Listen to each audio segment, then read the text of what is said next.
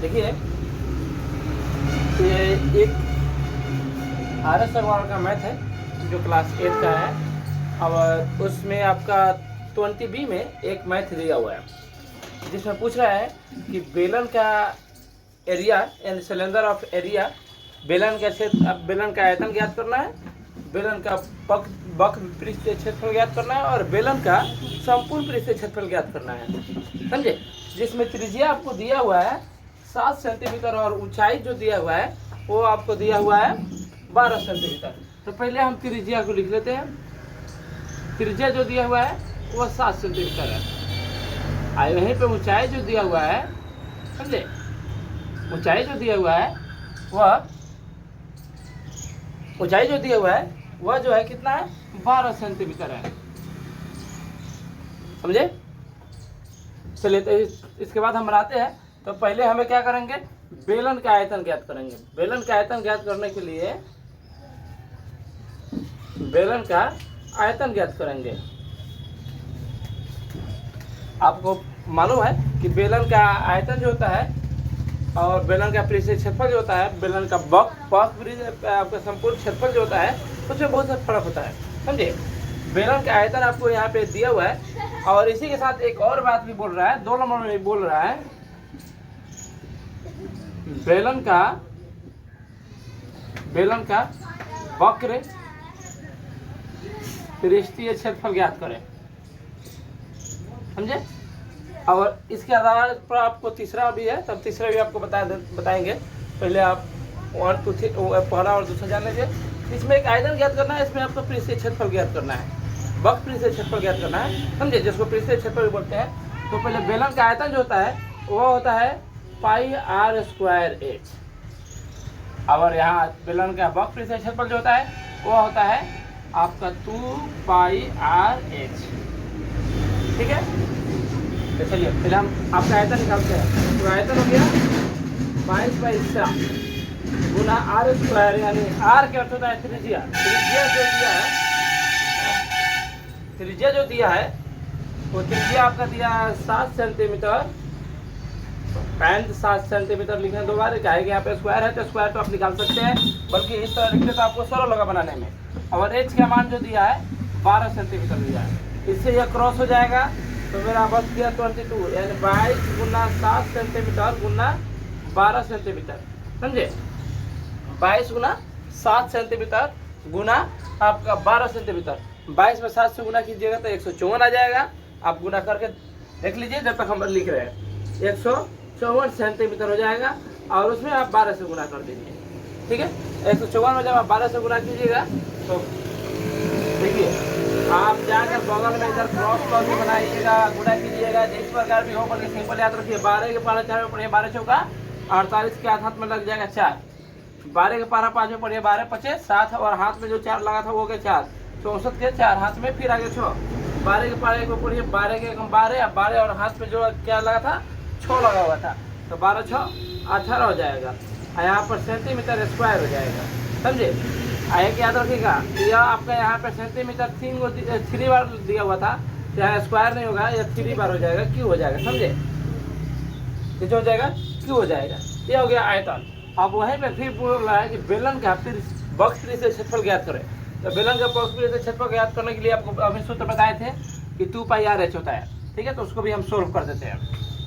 2 हो गया, पाई का मान हो गया आपका 22/7 और r का मान जो हो गया 7 हो गया और h का मान जो हो गया वो हो गया आपका 12। 7 से 7 कट गया तो क्या होगा, 2 गुना आपका 2 गुना हो जाएगा 22 सेंटीमीटर गुना 12 सेंटीमीटर। सेंटीमीटर दिया हुआ था, आप यहाँ पर सेंटीमीटर लिख सकते हैं। ठीक है? अब इससे गुना कीजिए तो हो जाएगा 44 सेंटीमीटर और 44 में 12 से गुना कीजिएगा। समझे? तो आपका 44 सेंटीमीटर हो गया। 44 में सेंटीमीटर में जब आप 12 से गुना करते हैं, समझे, तो 12 से गुना कीजिएगा ऑटोमेटिक आपका आंसर आ जाएगा, वो भी आंसर आएगा। यह हो गया 12 चौका 48 के 8, हाथ में रहेगा 4। अब 12 चौका 48 और 4 मिलकर कितना होता है 52 सेंटीमीटर स्क्वायर हो जाएगा, यानी 528 सेंटीमीटर स्क्वायर हो गया आपका आंसर। इसका आ गया 48 सेंटीमीटर, यानी 1848 सेंटीमीटर स्क्वायर हो गया। अब एक और बात यहाँ पे बोलता है जो हम यहाँ पे आपको समझा सकते हैं बल्कि उसका लिए अभी यहाँ पर 3 नंबर में सूत्र लिखते हैं। बोल रहा है कि बेलन का यानी सिलेंडर का बेलन का संपूर्ण पृष्ठीय क्षेत्रफल ज्ञात करिए। संपूर्ण की बात कर रहा है, समझे, संपूर्ण क्षेत्रफल ज्ञात करें। चलिए पृष्ठीय आते हैं, संपूर्ण क्षेत्रफल ज्ञात करना है, समझे। तो संपूर्ण क्षेत्रफल ज्ञात करने के लिए इसके लिए सूत्र जो देता है वो होता है 2 पाई r into r plus H, समझे, 2 पाई r into r plus H, ठीक है। इसको इधर समझा रहे हैं, इधर समझा रहे हैं, समझे, 2 पाई r into r plus H पर। तो 2 22/7, देखिए पाई का मान जो होता है या हमेशा याद रखिएगा 22/7 होता है। और या लिखिए यहाँ पे 3.14 होता है, जो इससे भाग दीजिएगा तो अरिथमेटिक इतना निकलेगा।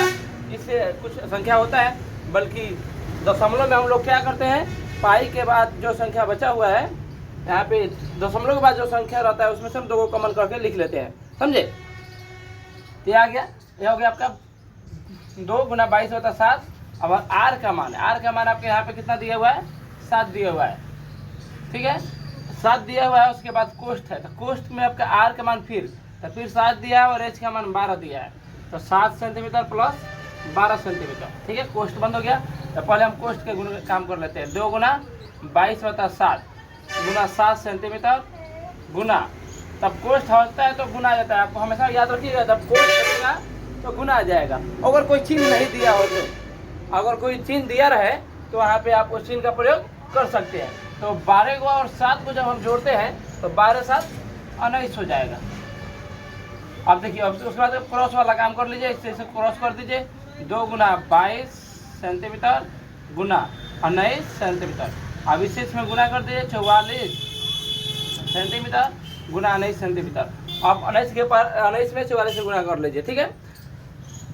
19 चौका 76 का 6 हाथ में लगा 7, ठीक है। और फिर 19 चौका 76 और 7 जोड़िएगा तो आपका हो जाएगा 83। हो गया, ये आपका आंसर हो गया। तो याद रखिएगा, जब बेलन की आयतन का है तो आप इस आधार पर बना सकते हैं, और बेलन का पृष्ठीय क्षेत्रफल का है तो आप इस पर बना सकते हैं।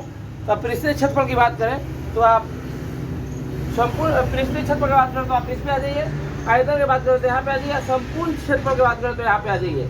सूत्र याद रखिएगा, यह बहुत इंपॉर्टेंट है। यह जो सूत्र है यह बहुत इंपॉर्टेंट है।